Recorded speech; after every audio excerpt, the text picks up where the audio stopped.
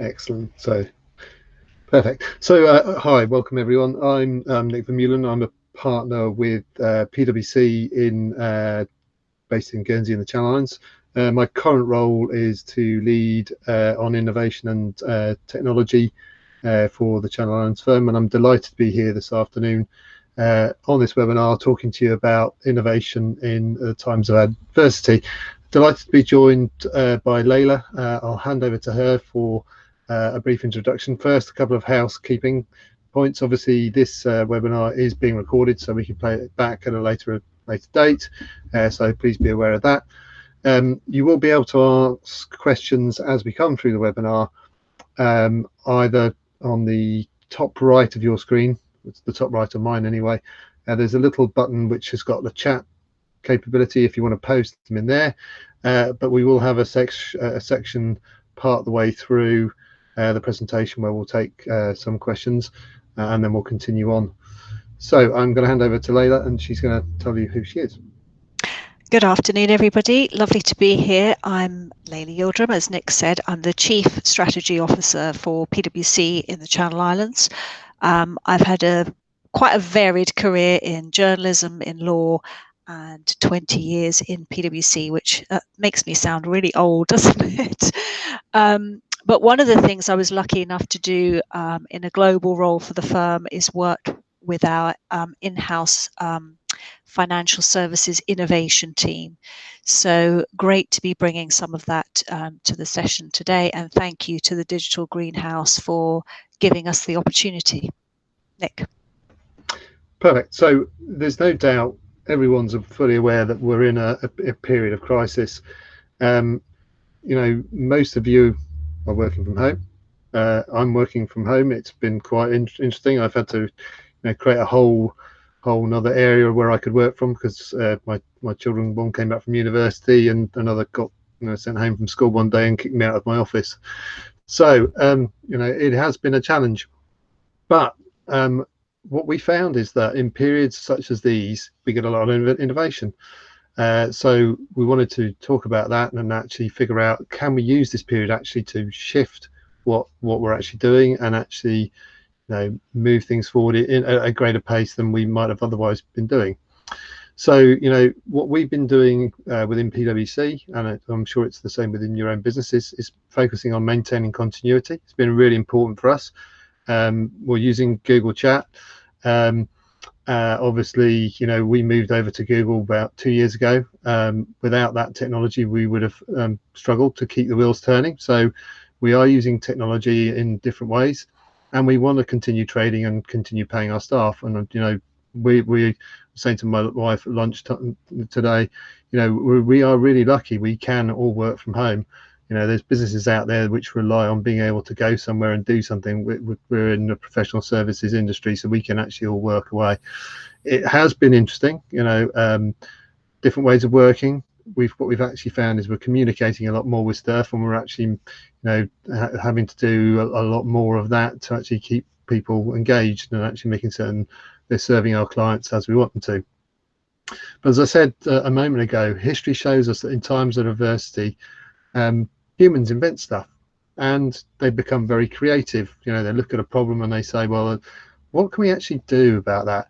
Because they're actually sat on a burning platform, and you can actually get some really good value ideas coming out, which will be adopted more quickly, mainly because in times of crisis, you can shift people more. We were talking about it before you all joined.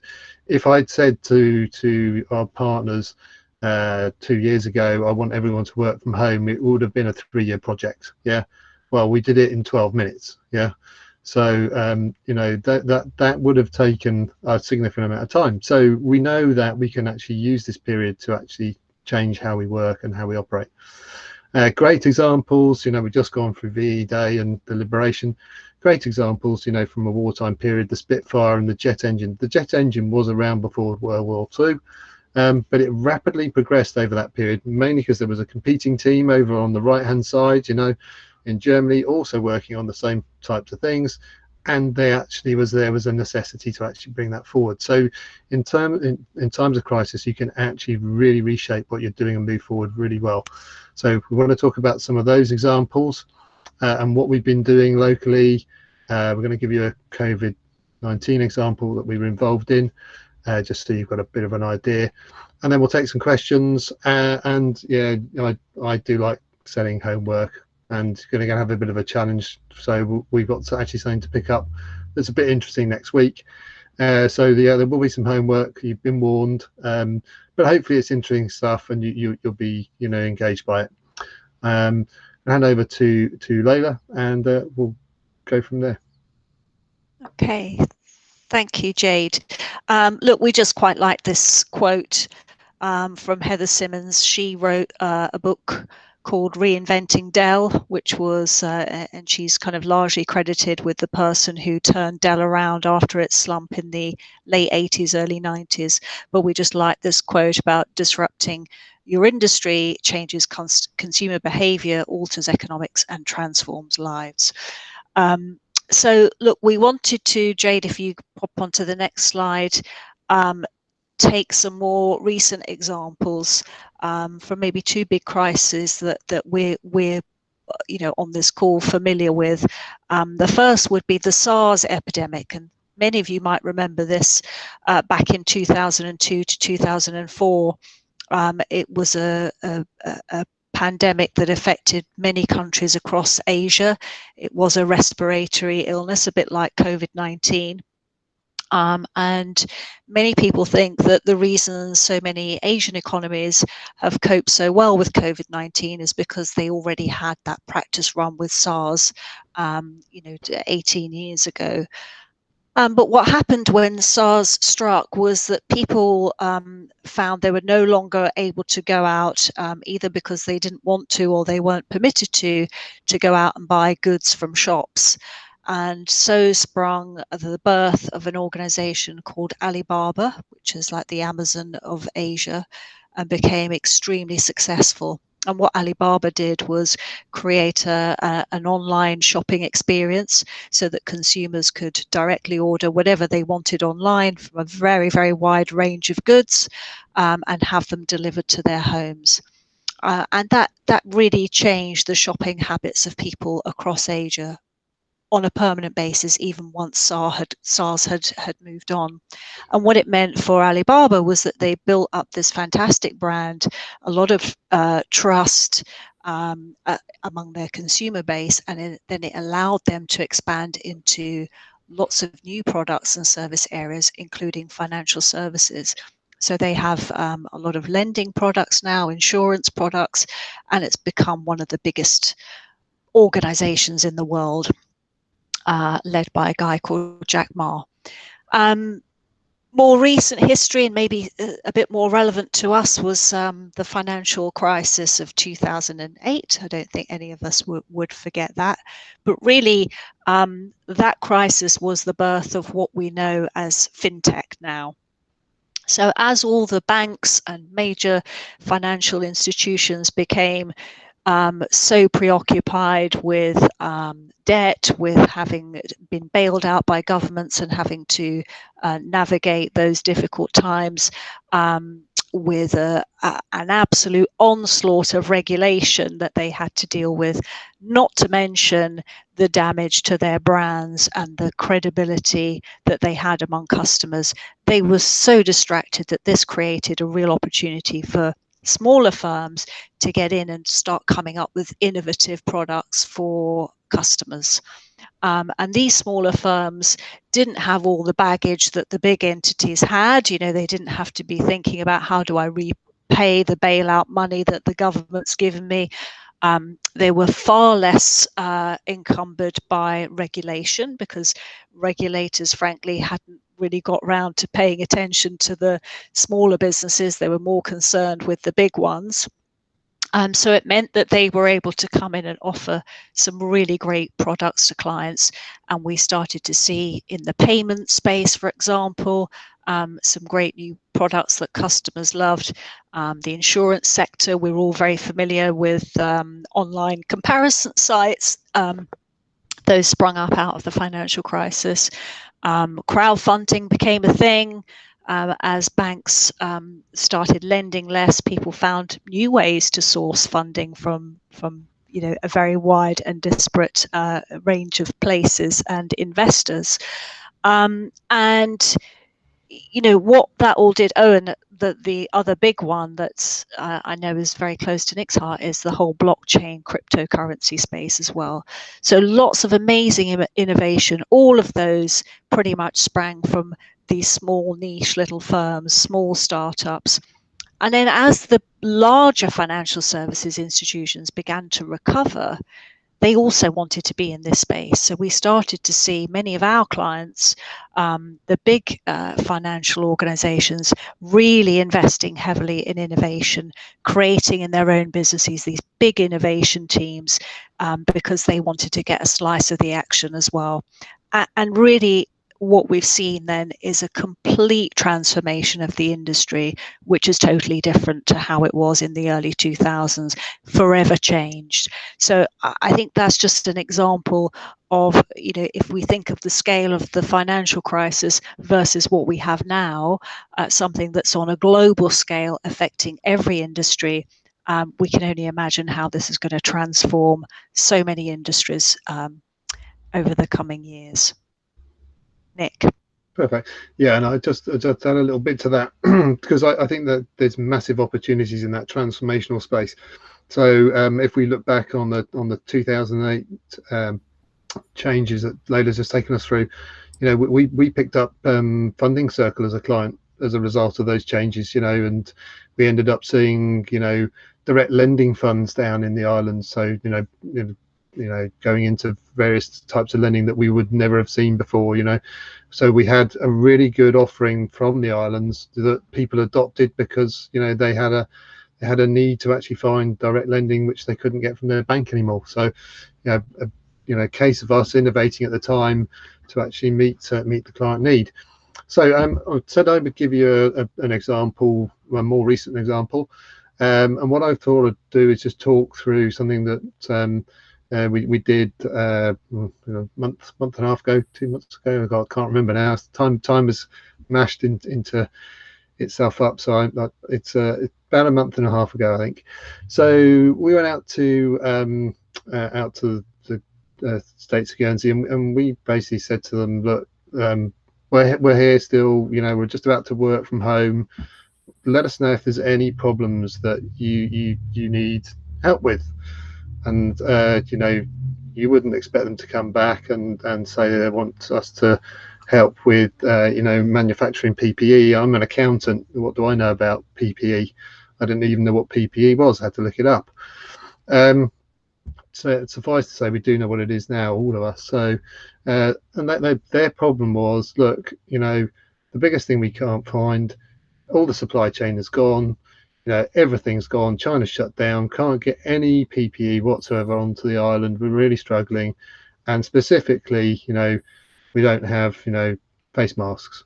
Okay, so that was the problem, and the ask was, could you go out into Guernsey industry, find out who could manufacture stuff on the island, and can you kick up a local community project to actually coordinate everyone and bring some ideas forward and see what you can do. So yeah, I like challenges. So it was Colin Bowden that set the challenge, and the answer was, yeah, okay, Colin, we'll do that.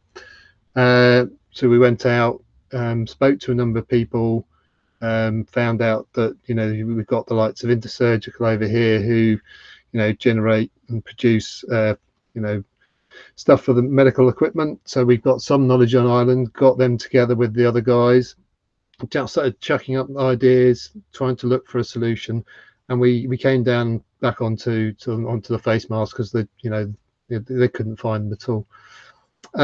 We looked around and said, well, hang on, we can actually print these things. We can print part of it when we can go. And I went up and found some mackerel on board, from Guernsey Sheet Metals, and got them to cut it for me, built a prototype on my kitchen table, and we then discovered that we could actually make these things. So we went through a prototyping phase, decided that okay, we could get these printed in a distributed manner. So guess what, I don't even have a 3D printer, but we printed about 1,500 of these things in the end, and we did that in a distributed way. So we've got one person who I was working with who's works for us. He has a 3D printer. I think he printed the most. He must have printed 150, 200 maybe of them. But we set off and we started taking what we'd prototyped and actually delivering those into the ICU unit. So they actually had these in the hospital. From there, we continued. We looked at various other things. We didn't just look at the face visors. We managed to get some air purifying filters, which are sat in the ICU unit and the acute ward. Basically, what they do is they filter out all bad particles, 99.99% of all particles in the air, including viruses, and they just take it out of the air completely. So those went into the hospital, generated some other ideas. We've prototyped a 3D printed mask. You haven't seen those because we're still under lockdown and we're not actually wandering around with masks at the moment. But we have got a design of one of those which takes the waste from intersurgical. They produce these filters and they've got a small amount of waste which goes out, roughly 8,000 of them a day. And we've built a printed mask which you can use that waste from. So we've got other prototypes out there that we might roll out if they become needed.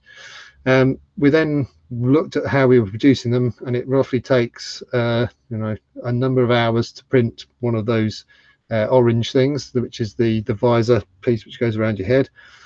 We looked at that and we said, well, hang on, we've actually got an injection molding machine on the island, and if we take and machine an injection mold, we can then produce one of those every second.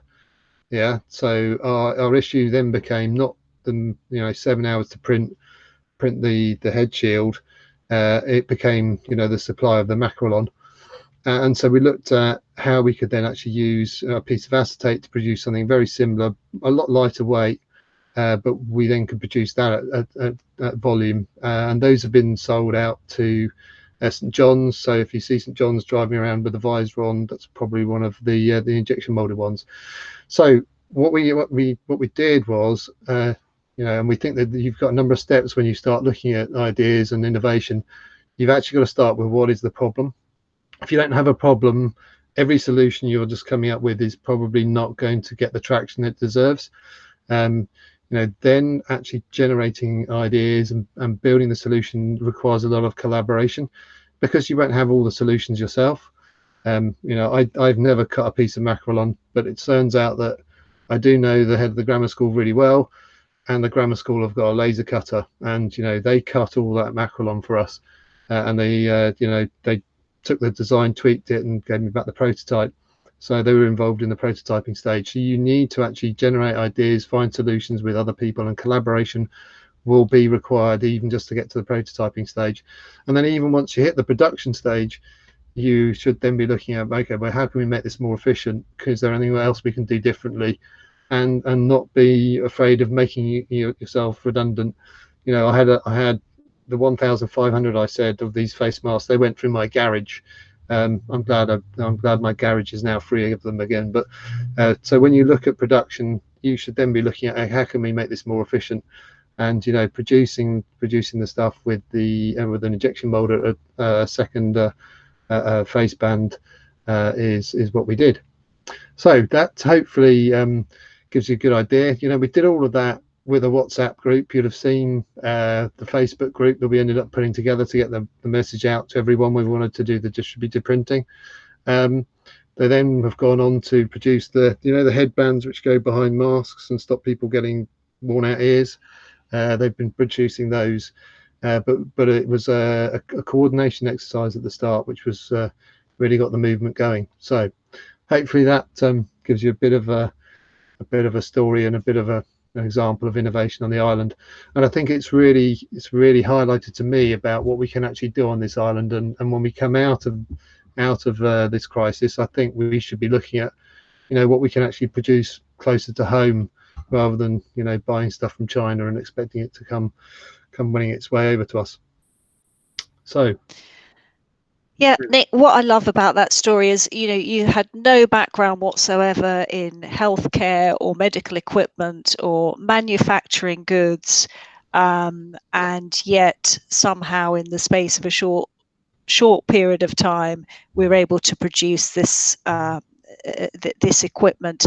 And, you know, we should say as well, was all thoroughly tested by the medical team at the hospital and in the ICU unit. So there was no compromise on quality and safety of this equipment. It's all absolutely up to scratch and you know, meets the standard that we would have expected from the stuff that we normally get from our traditional suppliers.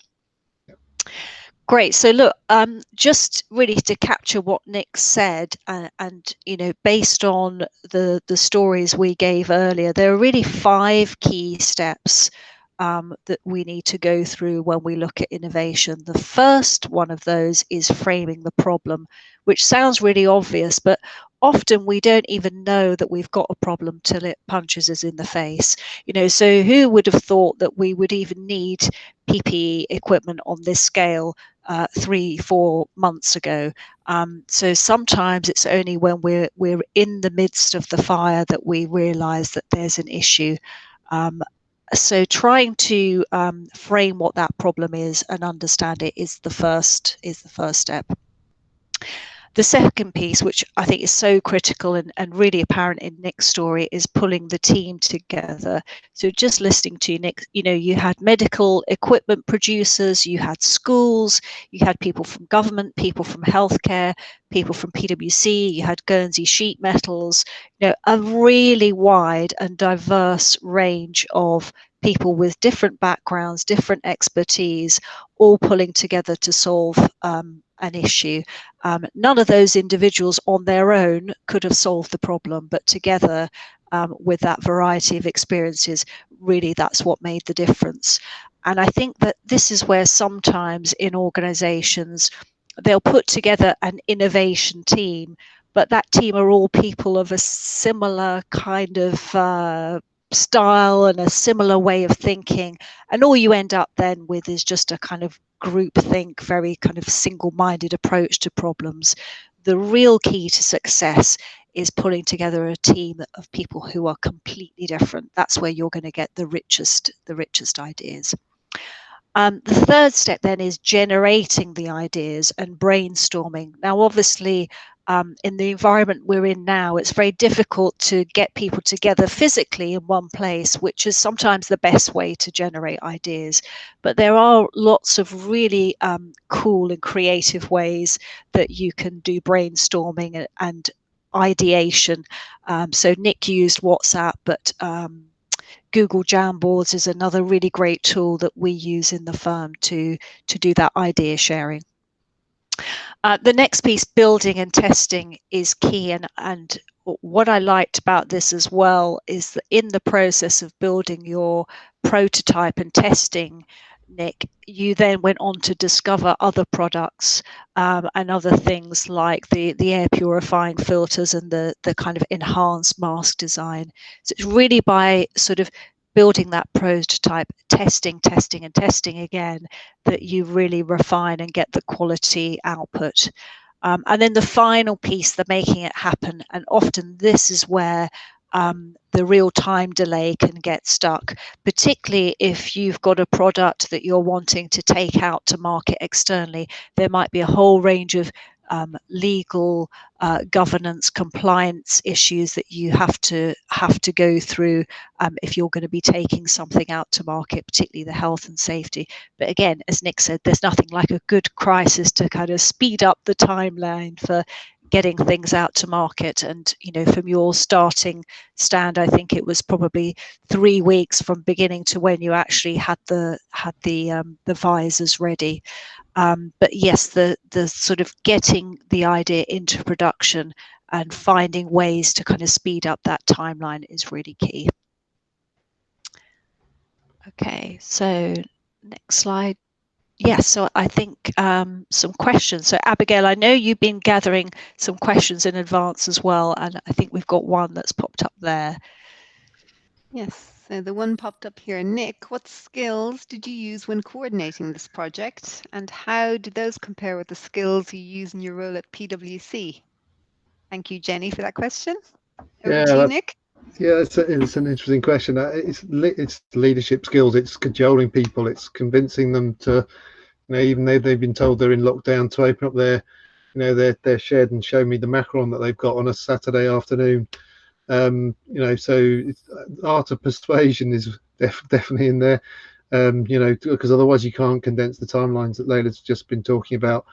Um, Project management, knowing what you can do, being quite bullish and engaging people and getting them to understand that they can actually make a difference, and coordinating everyone. A lot of time people know that they want to do something. Everyone I spoke to, they all wanted to help, but they didn't know what they could do. And as soon as you said to them, well, you can do this, they're like, oh, right, okay, that's really good. I've got a purpose. Everyone likes to have a purpose, and so having that reason for being able to do something that's going to contribute to the wider society, I think is really quite good. So yeah, a lot of similarities in leading teams. Definitely the project management and the coordination, making certain that everyone can have their say, quite important. But then once you've actually decided what you're going to do, trying to focus everyone in on the one thing and not go off on tangents. So yeah, really quite similar to trying to deliver within the firm and get people to do stuff. Yeah, good question. Great, thanks. I've had a similar question come through just directly to me on the same topic, and it's pretty much around, I get what you're saying, but like at the moment we are firefighting, we are so distracted with other things.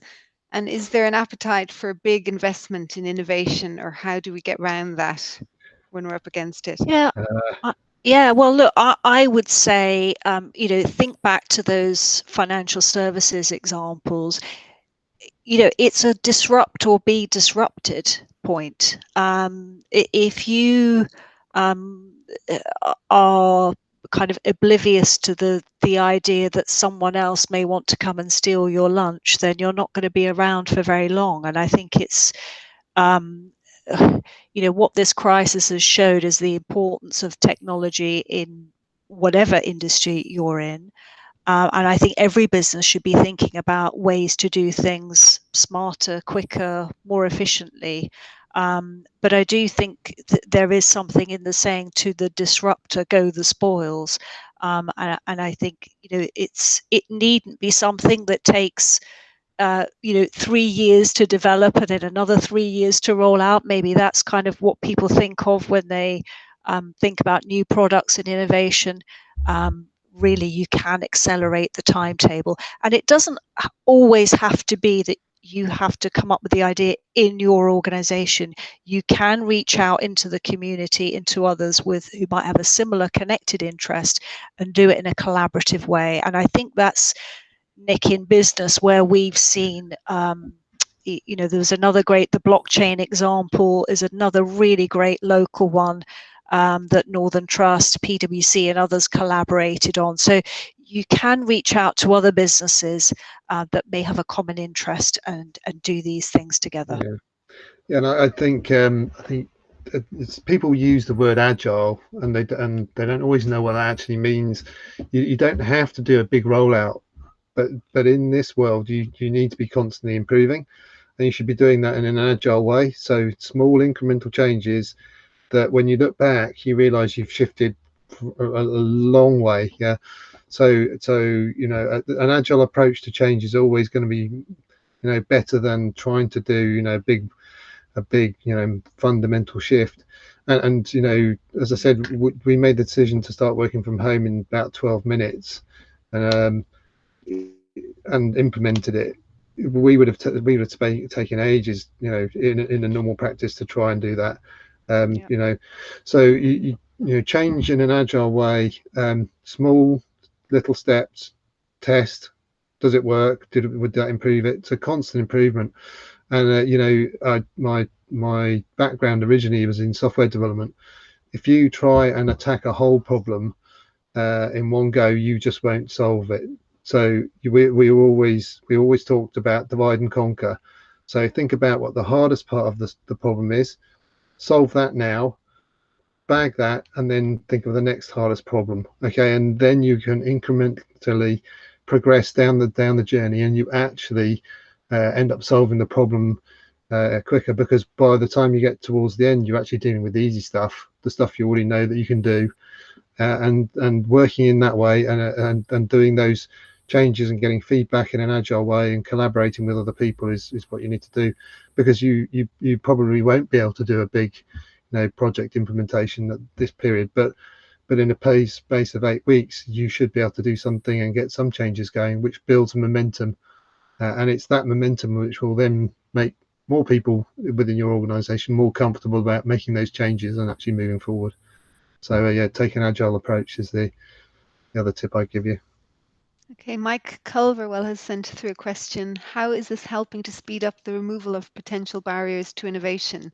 Not sure of a fair example, but with respect to potential legislative barriers and ID verification and remote digital approvals and passporting ID verification. Mike knows me too well. So yeah, I think you know, I think identification of individuals, I think there's been so many people working on that, and you know, contact tracing, and you know, we've got teams who've looked at all sorts of stuff, you know, primitive devices, Apple doing their stuff. I have always said it, and I've said it, Leyla said I like the blockchain, but I think that sovereign, you know, your own identity should be about you. You should be able to control that. You should be able to control who you give that to. Yes, I don't think we want a big brother state, so I don't mean a central database. Guess what? I mean something that's distributed. Yeah, and I've got control, but I do know who actually knows all about me, and I've got the rights to rescind that knowledge that they've actually got and bring it back. So, yeah, I do think you know, especially in the world where we might end up in a very bizarre place where we've got some citizens who, if they have got had the virus before, are actually immune to it now, and others that aren't. And you know, it could end up in a very strange world for a period where, you know, we don't know how long a vaccine is going to take to get. So yeah, I do think that identity will be really important, and I do know that that's one of the things that we've always struggled with as an island. You know, we don't have a single source of a record to ID. You know, the fact that I live at home, you know, even though I'm sat in it, and you can get my phone record out, and I can share my ID and my location with you, and I can prove that, you know, I'm in town. I've still got to get a piece of paper out and send it down to the bank because they want a utility bill. Well, that world doesn't sound right to me still. But it's actually getting those people who are still asking for that information in that way to look at more modern ways of doing things. And interestingly, one of the individuals that I was talking to as part of the PPE project, we got onto exactly that. And I do think that there are people who will change how they want to interact. You know, if you've got clients, you know, overseas at the moment, the only way of interacting with them is electronically. But you know, a face-to-face meeting over, you know, Hangout, FaceTime, you know, Zoom, whatever you want to use, it's got more interaction to it and more engagement than, you know, an old-fashioned, you know, telephone conference call. So you actually get more out of using that technology, and I think it's the same for ID. You know, you should be able to verify that individual by recording a video call with them. You know, when they're doing that, you should be asking them to prove their location that they're projecting from by giving you their, you know, GPS coordinates of the phone that they're on. And there's no doubt that you can then prove that individual probably does live in that house, because guess what? They're coming from their kitchen, you know, their front yard, you know, they might be coming from their attic. But, you know, you can actually prove pretty well that they actually do live where they're saying they live. So I agree, Mike. Yeah, there's definitely things that you know, need to change. Getting people conscious that they can work in different ways is always important, and getting that buy-in is what's needed. I think we've time for one more before we move on to the next bit. So this is again from Jenny. You mentioned that Guernsey did well out of the 2008 financial crisis. What would you say makes Guernsey a good place for innovation? Nice question, isn't it? I mean, I've got a couple of thoughts, Nick, and then maybe you want to. So I think one of the key things is that it's a secure and trusted place here to do business. So I do think in terms of products and services, it does have a badge of credibility if it's from here, particularly in the financial services world, but I think, you know, in potentially in other industries too. We have a very, very talented, highly skilled workforce, a big concentration of people with great experience here. So I think those are two things. And the third thing I'd say is we can get things done very quickly.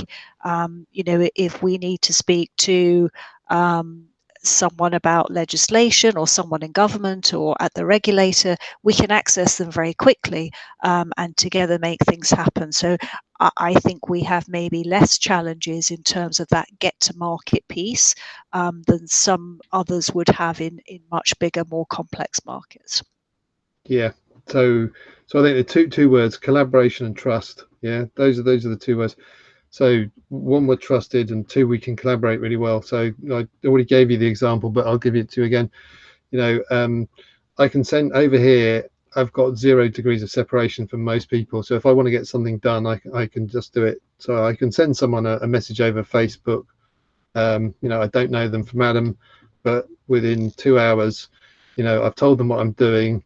They're willing to collaborate with me, and they've opened up, you know, their workshop on a Saturday afternoon. They've cut me a piece of mackerel on. I've taken it home. I've put it on my kitchen table. I've punched holes in it, and I've put it onto a face visor, and I know I can build these things. So okay, it's not inside the financial services sector. It's more wide than that. That's Guernsey, you know. So you know, you know, the face visor is one example. Michelle, my wife, was working on other things, and every time, because people trust you on this island, they're willing to engage, and we need to use that. We need to use that to advantage. You know, Mike's on the line. Mike doesn't work for PwC. He works for another accounting firm. There's absolutely no reason why we can't collaborate across the Big Four and do all sorts of stuff. Because guess what? We all know if the economic diversity on the island grows and the GDP output of the island grows, we all benefit.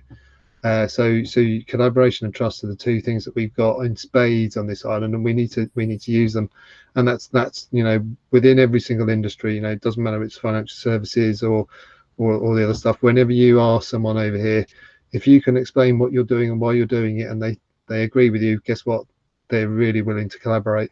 And it's the same in our sister island as well. You know, we've got examples there of collaboration where you know, we've done stuff. You phone someone up, you don't know them from Adam, but you know, you phone them up, explain what you're trying to do, go and have a conversation.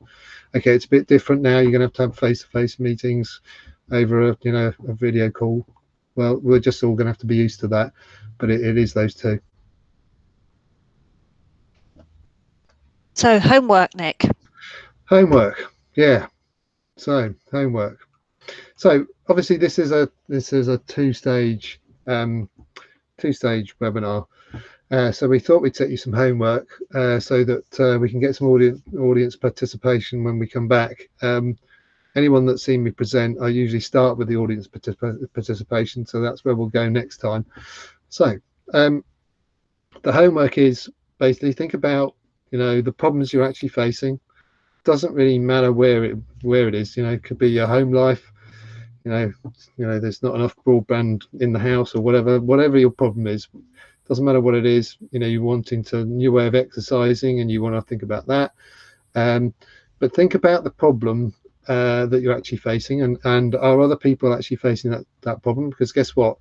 If you've got a problem which everyone else has, you'll be able to scale up the solution to that problem, and it'll have more value. So, you know, if it's only me that's got the problem, it's maybe I am the problem, and I need to change the way I work. But if everyone's got the problem, then there's value in it. So think about what problems you're facing, and then I think in your wildest imaginations, don't go near you know, I've got a partner I work with, and he says to me, I don't know where you came up with that idea from. You know, it's so far left field. How did you think of that? Well, what I do is I go long, and I think far, and I think, right, if I was really going to do something completely wacky in this space, what would it be? How would I do it? So think up a, you know, interesting solution. We've got some videos for you to watch to give you some ideas. Think about, as Leyla says, avoid groupthink. Yeah, if you're all thinking in the same way, you're all thinking of the solutions, it's not going to be different. Apple, you know, Steve Jobs, 2 words he used to use: think different. Okay, think different. So at this stage, what I want you to do is think, you know, okay, if I could change everything, how would I solve this problem? And then think about, you know, what tools and what collaboration things that you might have to use, you know, in your, it could be in your family or in your home, to move people, as the question was asked before, you know, what skills will you need? There's going to be a lot of cajoling, a lot of, you know, putting your arm around people, trying to get them to collaborate with you, asking, you know, think about what tools and techniques you can help, not just to generate the ideas, but then to actually come up with a solution. Now, alongside that, to get your creative juices going, we've actually got linked to 2 videos. This is they're on YouTube. These are not PwC, so these are freely available out there. It's called the Outthinker Framework, and it's something that is quite interesting to use to actually try and frame up these ideas. And they call it the Ideas Framework. So on the left-hand side, they talk about imagining what you could do, long-term vision, long-term goal. You know, think about what, you know, the guys from Google were thinking about when they first came up with their search engine. You know, the internet barely exists. They went long. They said, well, how are we going to find anything on here? And that's, you know, where Google comes from. So then basically look at, you know, how you might solve it, dissect those, look at different points, you know, look at your strategy, analyze all of those, and then also think about how you can convince the other people that have got the same problem as you that they want to adopt your solution. Because without, you know, selling it, getting people to adopt it, there's only limited value, because it comes back to a solution to your individual problem. So that's the homework. Does it make sense? Yeah. Leyla? And we're going to post this deck with those links embedded onto the Hive platform. And I think Lucy Kirby is on. Lucy, if you could just, for those on the call that haven't had access to the Hive platform yet, if you could just explain what that is, because we think that's the perfect place to maybe start some innovative thinking with the group and beyond. Yeah, absolutely. Thank you. It's a really, really interesting presentation. So I believe my colleague Jenny's going to post a link just into the group chat now through to the landing page for Hive Learning. Hive Learning is a joint venture that we've worked with Hive to create an innovation network for Guernsey. So absolutely, to Nick's points from earlier, when you're looking at building teams, you want a diversity, a different group of people. So we're hoping to use the app as a way to bring lots of different people across the island together to share their thoughts on innovation, to pick up exactly sort of the points that have come out of today's webinar about actually what are the problems people are facing, how we can share that information, and how we can work in a peer-to-peer environment. And also when you're in the Hive Learning platform, in the Innovation Network, you'll also find some great resources that Hive have built that they use across their sort of global network that are accessible to you as well, around business growth, resilience, leadership, and innovation as well. So I believe the link's in the chat bubble at the side. It's completely free to access, and we would recommend downloading the mobile app because it's very good on desktop, but it's a much better, even better user experience on mobile. Okay, thank you, Lucy. So the start of part 2 next Tuesday, we will be hearing from you on what you've come up with over the last week and how you've responded to the homework. And Nick and I will also be taking the homework away and coming back with a couple of ideas of our own. In the meantime, I think thank you for listening. Nick, do you have some final closing comments? Yeah, I think, if we can get some really good ideas, guess what? We might actually take them forward and actually try and push them, in the same way we've done before. So just do. If you've got a problem and you think everyone else has got the same problem, Mike's already put it out there. Identity and AML is a problem for this island, I think. It's one I've long tried to fix, but it's just getting everyone to adopt new ways of working is difficult. So, but yeah, bring your ideas forward, and we'll take a look at them, and we might even say the prizes that will push the top one. Okay. Perfect. Yeah. Thank you very much, everyone. Lovely. Cheers. Thank you. Bye bye. Thanks, bye.